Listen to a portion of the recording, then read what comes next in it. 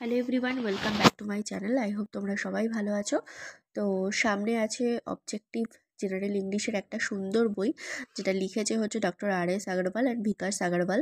তো যারা ভাবছো যে ইংলিশের জন্য খুব চিন্তিত, সে যে পরীক্ষার জন্যই হোক না কেন, স্টেট লেভেলের, তো এই বইটা আমি রেকমেন্ড করব, তারা কিন্তু একবার দেখতে পারো, ঠিক আছে? আচ্ছা, আমি সরাসরি চলে যাচ্ছি হচ্ছে ভেতরে, যেখানে ইন্ডেক্স আছে এবং কেন আমি দেখতে বলছি।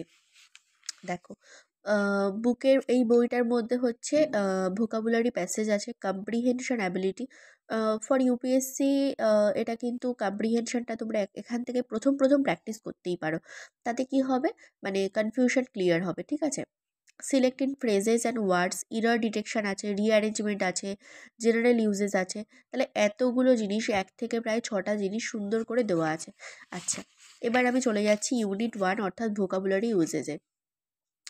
আচ্ছা, ইউনিট 1 ভোকাবুলারি ইউজেসের মধ্যে কন্টেন্টসে কী কী আছে একবার একটু ভালো করে দেখে দিই। সিনোনিমস, অ্যান্টোনিমস আছে, vocabulary test, double synonyms, homonyms, one word substitution. Comprehension অ্যাবিলিটির মধ্যে কম্প্রিহেনশন 1 আছে, 2 আছে, theme detection, deriving conclusion from passage, selecting words or ফ্রেজের মধ্যে sentence completion, passage completion, choosing the appropriate filler. Error ডিটেকশনের মধ্যে common errors, how to avoid them, spotting errors, sentence improvement, passage correction, choosing the correct incorrect sentences. আচ্ছা, রিঅ্যারেঞ্জমেন্টের মধ্যে আছে reconstruction of sentences, rearrangement of sentence in a paragraph, reconstruction of paragraphs, rearrangement of jumbled parts, word formation. General ইউজের জন্য idioms and phrase, active and passive voice, direct and indirect speech, transformation, spelling test, examination papers আর question মানছে কিছু question দেওয়া আছে। তো ফার্স্টে আমি দেখে নিই ইউনিট 1 ভোকাবুলারি ইউজেস। ভোকাবুলারি ইউজেসের মধ্যে কি আছে দেখো, ফার্স্টে আছে সিনোনিমস, খুব সুন্দর করে দেওয়া আছে। What are synonyms? Words are nearly the same meaning but used differently are called synonyms. Example দিয়ে দিয়েছে abstain and refrain are two words that same very nearly the same but we abstain from a thing and refrain from a habit or an action. The following sentences make it clear. We should abstain from wine. We should refrain from drinking. ঠিক আছে, এরকম সুন্দর করে example দিয়ে বুঝিয়ে দিয়েছে। আচ্ছা, type 1 আছে choosing the correct synonym of the given word. In this type of question, generally a word is given followed by 4 or 5 alternatives. The candidate is required to choose the word which is nearest in meaning to the given word.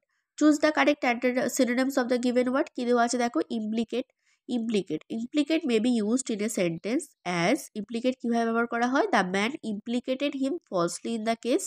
Clearly the word means involve or include, hence the answer is A is right. অর্থাৎ implicate এর synonym হচ্ছে include, ঠিক আছে?